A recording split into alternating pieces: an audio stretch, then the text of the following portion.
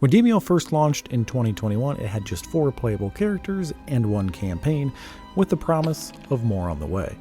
But that $30 price tag was kinda steep for the content and just a promise.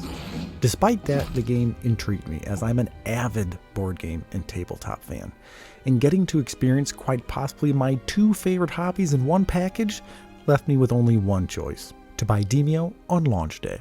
The board games I buy normally range anywhere from $30 to $80, so the game's asking price was actually on the cheaper side of my tabletop spending habits. And after playing this game just once, and even by myself, I was quite charmed. And I knew I was going to get my money's worth. What I didn't expect, however, was for this to become my most played VR game of all time. In the months and years that followed, Demeo grew from being light on content to one of the most content-rich experiences in all of VR. We now have 7 wildly diverse character classes and 5 different campaigns known as books. And except for the social hub, it's basically all playable on every VR headset you can think of, and also on a flat screen with a PC and a PS5. But you can play it in mixed reality, and literally just yesterday, Resolution Games announced it's coming to the Apple Vision Pro. At launch, the first campaign probably took 1 to 2 hours to complete, and that was basically it. Sure, you could replay it, but you kind of just beat the whole game in one sitting with all the champions. But now, with all the campaigns, beating the 5 books just once without losing will probably take you closer to 12 to 13 hours. That's a 500% increase in content solely based on adding in new books.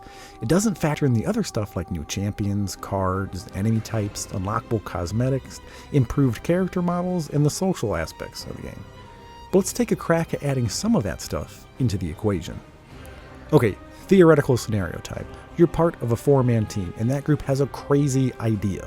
You all agree to experience every conceivable combination of heroes in each of the 5 campaigns.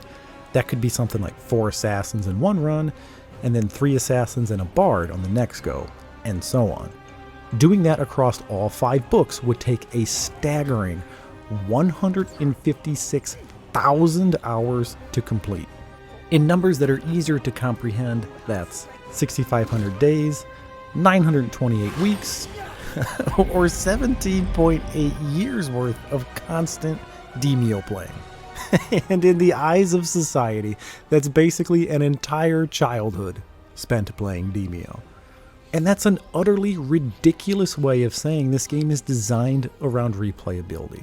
Feel free to double check my math, but those numbers are accurate and most certainly misleading.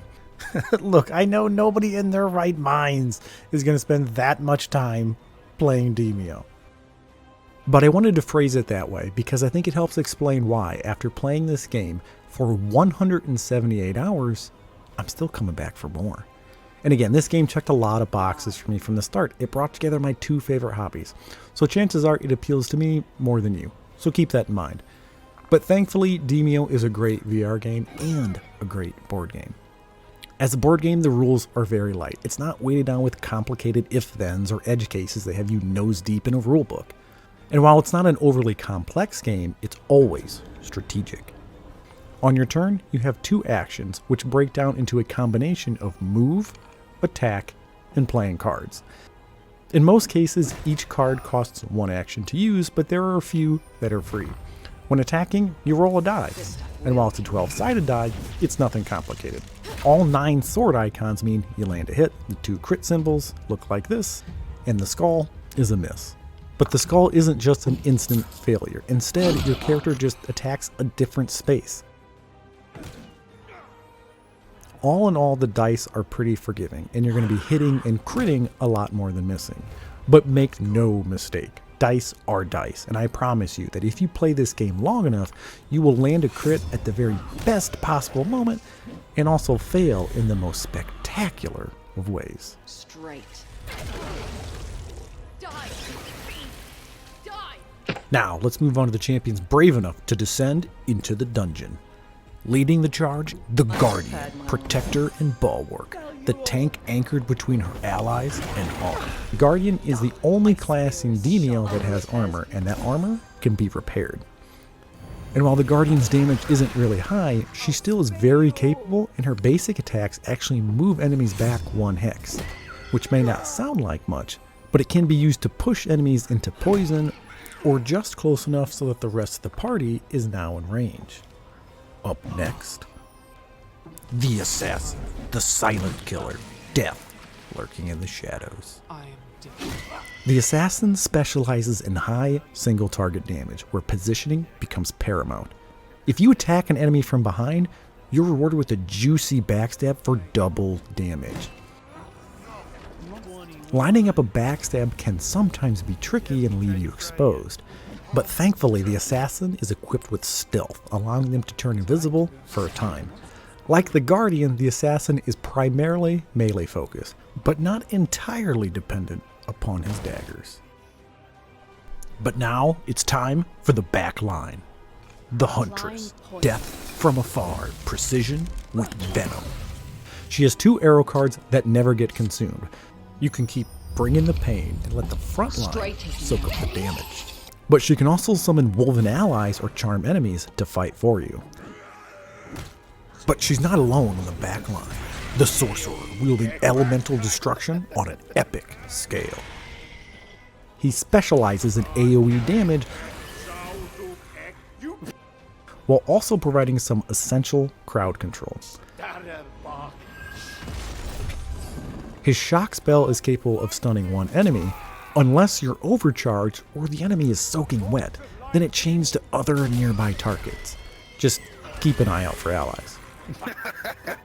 The Sorcerer rewards patience. His cards are extremely powerful, but his standard attacks are a little weak and leave him exposed.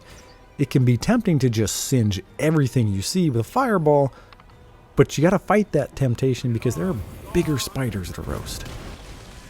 Enter the Bard, the life of the party, the master of music, an inspiration to his allies, a true support class. His damage output is very low, but his buffs to the entire party should not be overlooked. His enchanting lute provides 3 levels of enhancement. The first reduces incoming damage by 1, the second buffs outgoing damage by 1, and the third makes enemies run in fear by just moving. Now, these numbers may not sound like much, but preventing just 1 damage on each attack can have a compounding effect, especially when you get attacked by 5 different rats in one turn. Each rat only deals 1 damage, or now basically no damage at all. Now those rats are just taking up space, and his best offensive card is probably Hurricane Antler.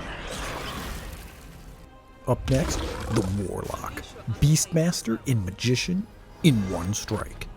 Kana really is the hallmark of this champion. She's a hungry little pet who eats anything she can get her teeth on. And if she eats enough, she levels up, maxing out at 3 levels and can temporarily overcharge to a 4th level. With each level, she gains health and damage. The Warlock has cards that help direct Kana, but she also has a few deadly spells up her sleeve. And finally, the Barbarian, master of the chain, a pit fighter with no equal. He was first introduced along with Book 5, and the Barbarian's Chain Whip is a weapon of near limitless utility. It can lash out and reel enemies in close. This allows the party to single out high-valued targets and take them down. Or he can use an Indiana Jones style to cross a chasm. The whip can also be used to gobble up explosive lamps or rescue an ally in distress. I could make an entire 10-minute video on different ways to use the whip. And again, if my viewers want me to go into a deep dive into each class, let me know. I can go over every card and how to use them, as well as just general strategy. With introductions out of the way, let's now go over what the books are all about. Now, the team goal is to traverse further into the dungeon that spans 3 different levels, the last of which being an epic boss fight. But before you can descend, you gotta find that damn monster lurking about with the key. The blue icons you see here mark points of interest. They could be cards, fountains which heal the entire group, or the doorway leading further down into the depths.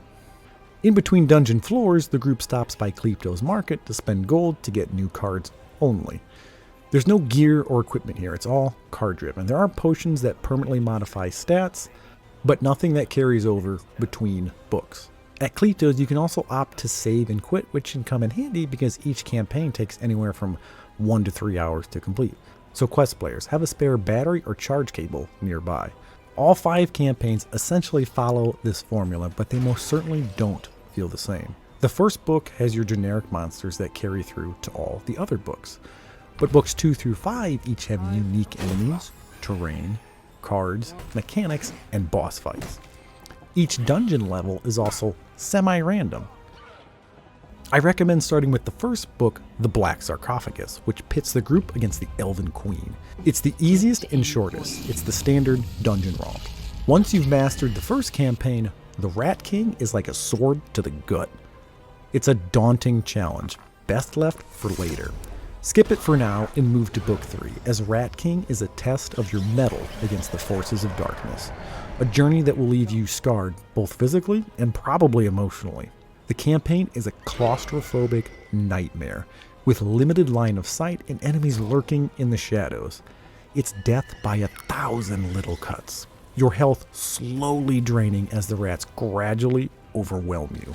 A full Rat King run can take over 3 hours, and I honestly believe that brand new players won't make it. The good news is it's perfectly okay to play these books out of order and nothing is locked from the start. The game does have a loose story and lore, but you have to actively seek it out. It's there if you want it, but never in the way. Book 3 ditches the dungeons in favor of the soggy and densely wooded Dritch Forest. This book added in the water and wet statuses into the game, which dampens down the effects of fire a bit while enhancing lightning. This campaign is also the first time you will encounter enemies that drop specific cards on death, and it also marks the beginning of the more unique boss fights. You can see a bit of it on screen here, but I don't want to overly spoil things. In Book 4, The Curse of the Serpent Lord, you're going to be begging to have that water back, because now you're knee-deep in the sand in the middle of a desert.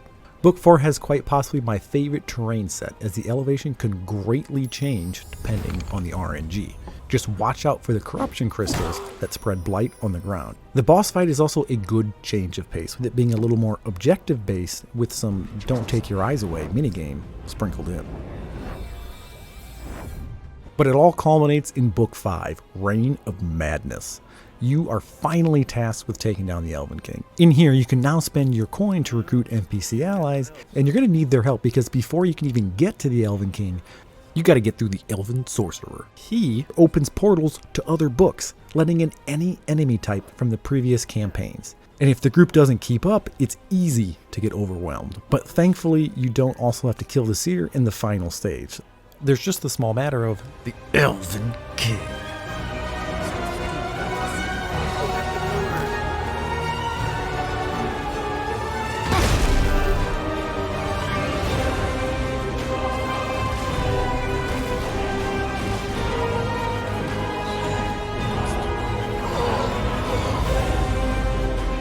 Battling the Elven King is also entirely unique. It's almost like you're fighting the Dungeon Master himself. He periodically appears around the table, just like he's sitting next to you and your friends. To further sell that feeling, you can see his hands moving and manipulating things on the game board. It's a really cool twist that leverages VR's immersive strengths. If you want me to go into more detail about each book, I can make separate videos, so let me know in the comments. Demeo is overflowing with synergies to discover that reward strategic play and cooperation with your teammates. Let's look at just one example of me fighting the Rat King. Here I use the Barbarian to body block him on one side while tossing a deployable on the other, effectively trapping him.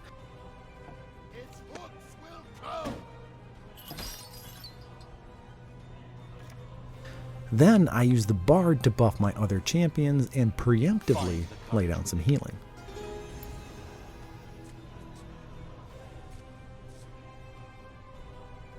Didn't know a song could do that, eh? With the Huntress, I move and attack after noticing she doesn't have line of sight.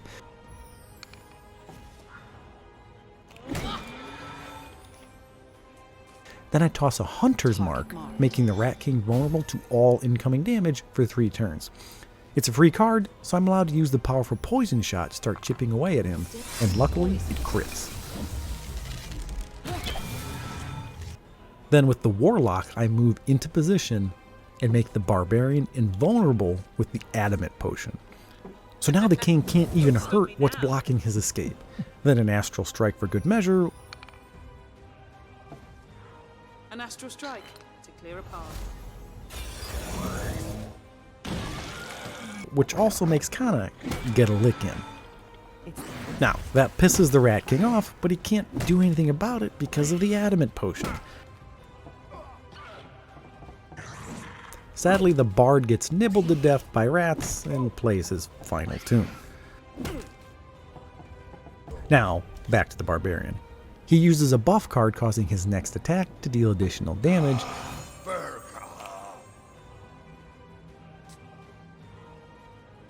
And with the help of the Hunter's Mark and potion buffs earlier in the game, that's a devastating 15 on an attack that would normally deal 3. The crit that follows makes victory all but assured, with the Huntress taking the trophy. And that's just one example of how strategic this game can be. And hopefully now it's easy for you to see why the hours just fly by playing Demeo. It's a game that has grown tremendously since it first launched by delivering a ton of extra content at no additional cost. And it did all of this during an era when many other games were breaking promises. It's a game that's best played with friends. Go play with Granny. Oh, nope. Nope, he Dutch ovened me again. And he left. Damn it. Demeo is worth the asking price. But since it's been out for so long, I'm sure you can find a sale. And that's it. That's my high-level overview of Demeo and all of its content. If you like this, let me know. It took a ton of work to put this video together, but I enjoyed every part of it. If you're still here, consider subscribing. Only 9% of my viewers are subscribed.